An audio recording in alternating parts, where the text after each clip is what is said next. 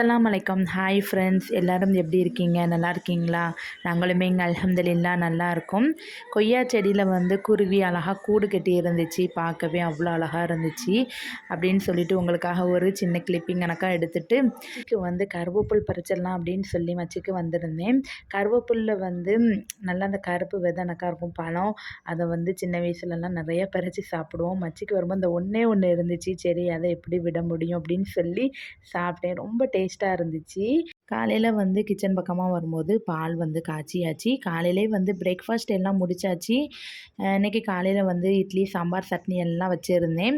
பிள்ளைங்க சாப்பிட்டுட்டு இட்லி இவ்வளோ தான் இருந்துச்சு. சரி, ஹாட் பாக்ஸில் வச்சுட்டோம்னா பிள்ளைங்க நைட்டு சாப்பிட்டுக்குருவாங்கன்னு இன்றைக்கி சிக்கன் தான் வாங்கியிருந்தேன். அதில் கொஞ்சம் மஞ்சள் தூள், கல் உப்பு போட்டு மிக்ஸ் பண்ணி கொஞ்சமாக தண்ணி ஊற்றிட்டு மூடி வச்சிட்டோம்னா ஒரு 15 நிமிஷம் கழித்து நம்ம கழுவுனோம்னா அதில் இருக்க கொச்சை வாடை எல்லாம் போயிடும். நீங்கள் ட்ரை பண்ணி பாருங்கள். அது சரி, மூடி போட்டுட்டு இங்கே துணி வேற மிஷினில் போட்டிருந்தேன். அதுவுமே ரெடியாகி வந்துட்டு அதையும் அலசி பிறக்கி காய போட்டாச்சு. இங்கே வந்து அம்மா ஹெல்ப் பண்ணேன் அப்படின்னு சொல்லிட்டு பல்லாரி, தக்காளி பழம், பச்சை மிளகாய் எல்லாம் நறுக்கி தந்தாங்க. ரொம்பவே ஹெல்ப்ஃபுல்லாக இருந்துச்சு. சரி, அம்மா நறுக்கி வர்றதுக்குள்ளே இன்றைக்கி தேங்காய் சோறு பொங்கிடலாம் அப்படின்னு தான் பிளான் போட்டிருந்துச்சு. ஒரு தேங்காவை நல்லா உடச்சி நான் வந்து மிக்ஸியில் அரைக்க ஆரம்பிச்சிட்டேன். ஏன்னா 2 பேரும் இருக்கும்போது சீக்கிரமாக வந்து வேலை வேற முடிஞ்சிருமா. சரின்னு சொல்லிட்டு நானுமே அரைச்சிட்டு இன்றைக்கி வந்து தேங்காய் பால் எடுத்துடலாம் அப்படின்னு சொல்லிட்டு தேங்காய் வந்து சக்கையை வந்து நம்ம போட மாட்டோம், பால் மட்டும்தான் எடுப்போம். அதை நல்லா வந்து அந்த தேங்காவை வந்து வாயில் தொட்டு பார்க்கும்போது அந்த ஸ்வீட்னஸ் குறைய வரைக்கும் நல்லா வந்து தண்ணி ஊற்றி மிக்ஸ் பண்ணி நம்ம வந்து தேங்காய் பால் எடுத்துக்கலாம். அப்படி எடுக்கும்போது தான் சாப்பாடும் ரொம்ப டேஸ்ட்டாக இருக்கும். இந்த சக்கை வந்து அதுக்கப்புறம் நம்ம தூர போட்டுடலாம். ஏன்னா பிள்ளைங்களுக்கு கொடுத்தோம்னா அது கொஞ்சம் ஜீரணிக்க ரொம்ப லேட் ஆகும். அதனால் தூர போட்டாச்சு. பாலை மட்டும் எடுத்துட்டு அதுக்கப்புறம் அம்மா பல்லாரி, தக்காளி பழம் எல்லாம் நறுக்கி தந்துட்டாங்க. சரி, இப்போ குக் பண்ண ஆரம்பிச்சிடலாம் அப்படின்னு சொல்லி குக் பண்ண ஆரம்பிச்சிட்டேன். இப்போ நம்ம வந்து சோறு தாளித்து விட்டுக்கிடலாம். இதுக்கு வந்து தேங்காய் எண்ணெய் தான் ஆட் பண்ணியிருக்கேன். நெய் வந்து ஆட் பண்ணலை. இதுக்கு வந்து ஒரு பல்லாரி வந்து சேர்த்துக்கிடலாம். ஒரு பல்லாரி வந்து சேர்த்துட்டு லைட்டாக வதக்கிக்கிடலாம். இதுக்கு வந்து காரத்துக்கு பச்சை மிளகா மட்டுமே போதும். இதுக்கு வேறு ஒன்றும் தேவையே இல்லை. இந்த சாப்பாடு சும்மையே சாப்பிட்றலாம். ரொம்ப டேஸ்ட்டாக இருக்கும். ஏன்னா நம்ம தேங்காய் பால் ஊற்றுதோம்ல. அதுக்கப்புறம் இதுக்கு வந்து 1 1/4 டீஸ்பூன் வந்து நம்ம இஞ்சி வெள்ளப்பூடு சேர்த்துக்கலாம். நல்லா வதக்கி விட்டுக்கிடலாம். தக்காளி பழம் 1 சேர்த்தாவே போதும். ரொம்ப சேர்க்கணும்னு அவசியமே இல்லை. அதை வதங்கணும்னு கூட அவசியம் இல்லை. 1/2 டீஸ்பூன் வந்து கரம் மசாலா தூள் சேர்த்துருக்கேன். 1/2 டீஸ்பூன் அதுக்கப்புறம் பெருஞ்சீரகத்தூள் சேர்த்துக்கிடலாம்.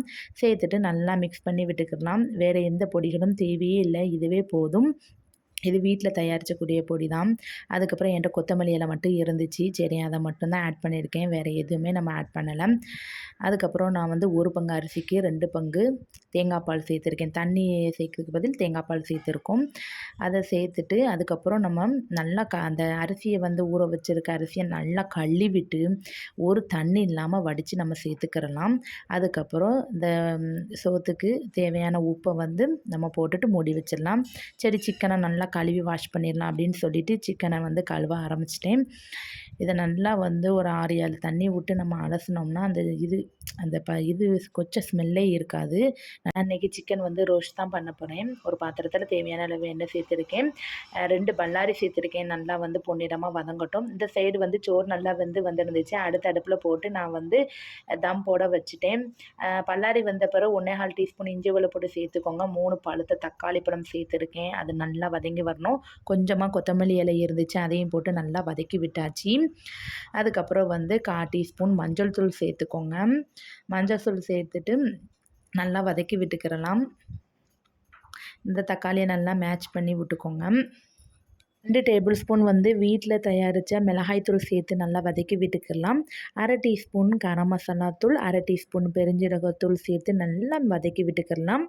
அதுக்கப்புறம் கழுவி வாஷ் பண்ண சிக்கனை இந்த டைமில் நம்ம சேர்த்துக்கிறலாம். சேர்த்துட்டு ரோஸ்ட்டுக்கு தேவையான உப்பு சேர்த்து நல்லா மிக்ஸ் பண்ணி விட்டுக்கோங்க. நல்லா மிக்ஸ் பண்ணி விட்ட பிறகு கொத்தமல்லி பொடி சேர்த்துக்கிறேன்னா 2 டேபிள் ஸ்பூன் வந்து கொத்தமல்லி பொடி சேர்த்துருக்கேன். சேர்த்துட்டு அதுக்கப்புறம் சிக்கன் வேகுத வரைக்கும் தண்ணி ஊற்றிக்கலாம். ஒரு 1/2 செம்பு தண்ணி ஊற்றி நல்லா மிக்ஸ் பண்ணி மூடி போட்டு வேக வச்சாச்சு. வெந்துட்டான்னு இந்த குழம்பு வந்து எடுத்து பார்த்தேன். சரி, குக்காய் வந்துருந்துச்சு. அதுக்கப்புறம் சரின்னு பிள்ளைங்களுக்கு சாப்பாடு கொடுத்துடலாம் அப்படின்னு சொல்லிட்டு மூடி போட்டு எடுக்கும்போது சிக்கன் குழம்பு இப்படி தான் இருந்துச்சு. நல்லா சூப்பராக எண்ணெய் பிரிஞ்சு இருந்துச்சு. நல்லா ரத்தமா இருந்துச்சு. பார்க்கவே நல்லா கலர்ஃபுல்லாவும் இருந்துச்சு. உப்பு உரப்பாவும் இருந்துச்சு. அதுக்கப்புறம் நான், அம்மா, என் பிள்ளைங்க எல்லாருமே ஒண்ணா உட்காந்து சாப்பிட ஆரம்பிச்சாச்சு. தேங்காய் பால் சாதத்துக்கு சிக்கன் ரோஸ்ட்டு அல்டிமேட்டா இருந்துச்சு. ரொம்பவே டேஸ்ட்டா இருந்துச்சு. என்ஜாய் பண்ணி சாப்பிட்டோம். நீங்களும் ஒன்ஸ் இந்த மாரி ட்ரை பண்ணி பாருங்க. கண்டிப்பா ட்ரை பண்ணிட்டு எனக்கு மறக்காம கமெண்ட்ஸ் பண்ணுங்க. ஏன்னா உங்களுடைய கமெண்ட்ட படிக்கும்போது தான் எனக்கு ஒரு மோட்டிவேஷனா இருக்கும். பிள்ளைங்க அல்ஹம்துலில்லாஹ் சாப்பிட்டு முடிச்ச பிறகு ஈவினிங் ஒரு 4 மணிக்கு பிள்ளைங்கள்லாம் மதர்ஸா கிளம்பி போயிட்டாங்க. அவங்க கிளம்பி முடிச்சோனே சரின்னு சொல்லிட்டு நானும் வீட்ல என்னுடைய வேலைகள் பார்க்க ஆரம்பிச்சுட்டேன். பாத்திரம் இருந்துச்சு அத கழுவிட்டு, அதுக்கப்புறம் டீ ஒரு பக்கம் போட்டுட்டு, வீட்ட தூத்துடலாமான்னு வீட்ட தூத்துக்கிட்டு இருந்தேன். நல்லா இஞ்சி சாயா போட்டுட்டு, பிள்ளைங்க வந்து குடிச்சுக்கிருவாங்க அப்படின்னு சொல்லிட்டு, நானும் அம்மாவும் ரிலாக்ஸா உட்காந்து குடிக்க ஆரம்பிச்சுட்டோம். என்னுடைய சேனல இவ்வளோ நேரம் பார்த்து ரசிச்சமைக்கு ரொம்ப நன்றி. என்னுடைய சேனல் பிடிச்சிருந்துச்சுன்னா, மறக்காம சப்ஸ்கிரைப் பண்ணி வச்சுக்கோங்க. பாய்.